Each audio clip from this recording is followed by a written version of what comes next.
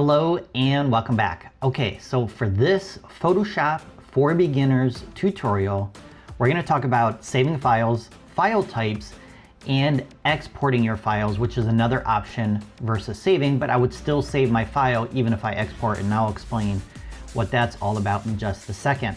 So what I recommend doing is getting into the habit of saving your file every couple of minutes or anytime you add a new layer or do a major type of edit or an addition to your creative artwork, whether it's a photograph or a graphic design project. I save my files probably between 1 to 2 minutes as I'm working to ensure that I don't lose any of the work that I'm adding to that file, because if I work on a file for 10, 15 minutes, half an hour, or even an hour, and the power goes out, well, I have to start all over because I didn't save the file. Now, that being said, software is a lot more intelligent than it was when I started using Photoshop back in 1990. And there are autosave features built into Photoshop and other programs for that matter.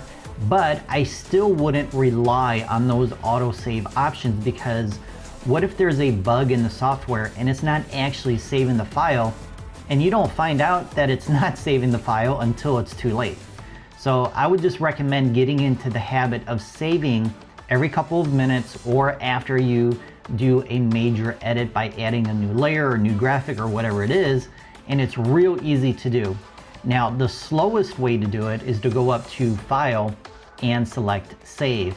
What I prefer doing and what I recommend is getting into the habit of using the keyboard shortcut, which is right here, Command or Control, and the letter S. So I just keep my left hand close to that keyboard shortcut. It's on the left-hand side of the keyboard.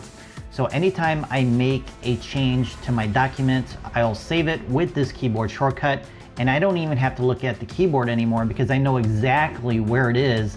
I've trained my hand to know that those two keystrokes are exactly where they should be when I place my left hand on the keyboard, and it's just habit now.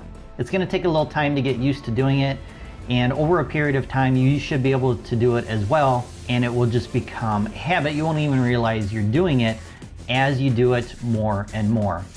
Now, when you click on Save, you are presented with this window here. You can give your file a name if you didn't give it a name when you created the new document, or maybe it's a photograph, you haven't given it a name yet, so go ahead, add a name up here. And then down here we have to decide on the file type. Now, by default, it's going to select Photoshop for you, especially when you have additional layers. And a Photoshop file is what is known as PSD. So a PSD file is a raw format type of file that will keep all of your layers intact. Now, we're not going to go over all of these different file formats. I'm going to share with you the 3 most common types of file formats that you're going to use. And then if you want to explore these other file formats, you can do that. But as photographers or as a graphic designer, PSD is probably the one that you're going to use most often.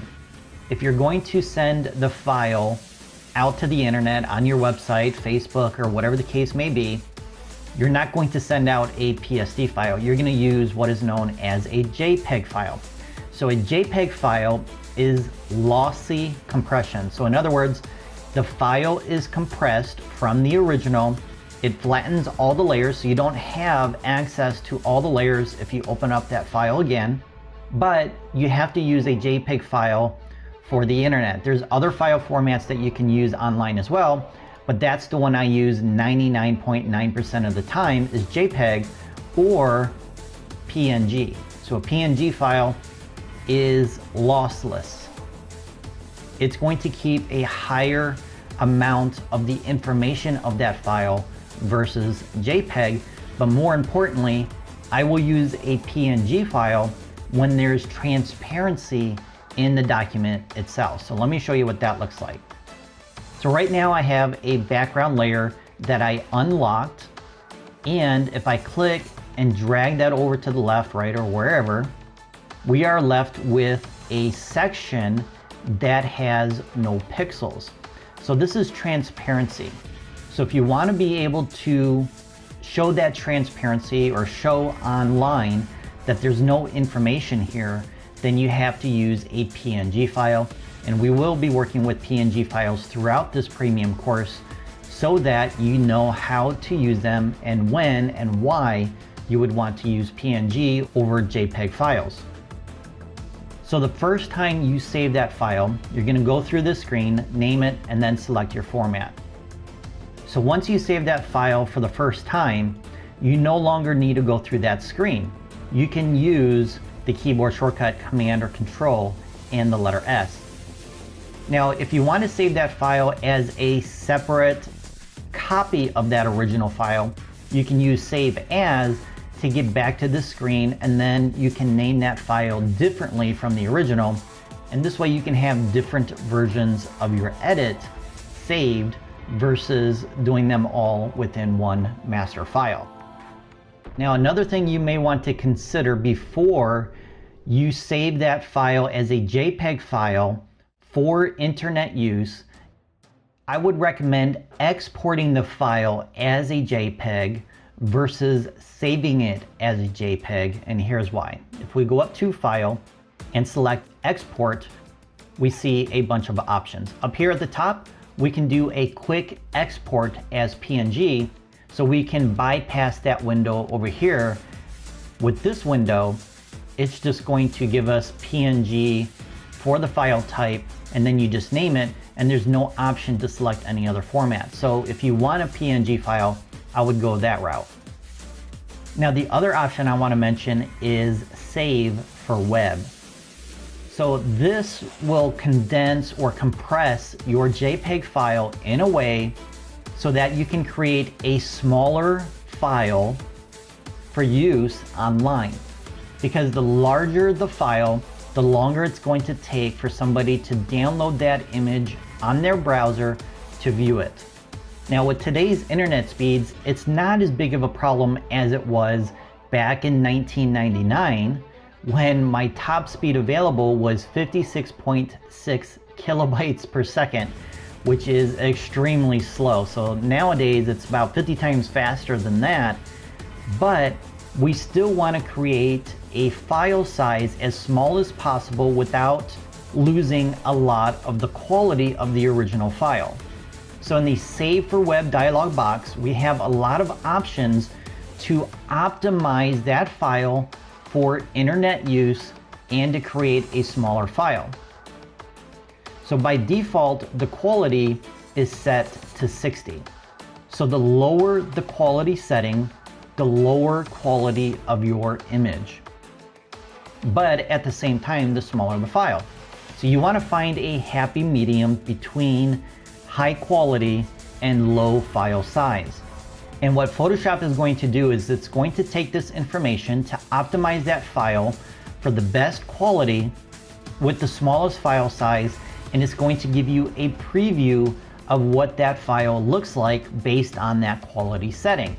So if you're not happy with the way it looks here, then you can increase the quality, and I usually do between 80 to 100. 100 is the least amount of compression, but it's still being compressed, but it is the highest quality setting for JPEG files.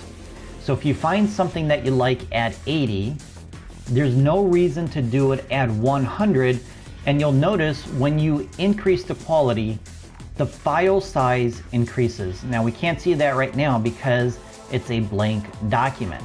But if I open up an image, let's go back to export. So right now the file size is about 4.5 megabytes at the maximum, which is 100. But if I drop this down to 80, the file size drops to around 3 megabytes. Now visually, I didn't see any change in the quality of the preview of the image, so I know that 80 quality is going to give me a lower size file with the same visual quality. Now if I drop this down to 60, again, I'm not seeing any difference, but the file is even smaller than it was before. And then as I go lower and lower, that quality of the image gets much worse, and now I can see some pixelization in the image, but the file size is 345K, so it's about 15 times lower in size than at 100 for the quality. So to sum it up, exporting in this manner will allow you to create a high quality image at a lower file size, which will allow people to download that image much faster versus using the original high-res file. And this is important if you're a professional photographer, because if you're putting these images online in your gallery, your prospects are most likely not going to want to wait around for your images to slowly load on their mobile device. Because if somebody's looking at your gallery on their smartphone or their tablet, it's going to be a little bit slower versus a desktop. So for this particular file at this size, it would take 884 seconds at this speed. Now that's not really a fair comparison for what we have nowadays for internet speeds. If I change this to 2 megabytes per second, it's going to take 25 seconds for this image to download and be viewable. So that's why it's important to get that size file down even more. And now I've changed it to 5 seconds versus 25 seconds. Now there's a lot of other information here that can help you lower the size of your file, and one of them would be the image size itself. Now if I'm posting this on my website or even Facebook, and I know the maximum width for that particular website, then that's the maximum width that I'm going to use for the file that I'm exporting. So if my website blog is, let's say, 1000 pixels wide, there's no reason to go any higher than 1000 pixels. And once I do that, it drops down the size of that file from 25 seconds down to 2 seconds. So that's a huge difference in file size. Okay, so that's how you use the Save for Web option when you select export versus saving. Okay, so that's it for saving and file types. In the next tutorial, we're going to take a look at bit depth and how it affects your images in Photoshop and which bit depths you should be using for your images.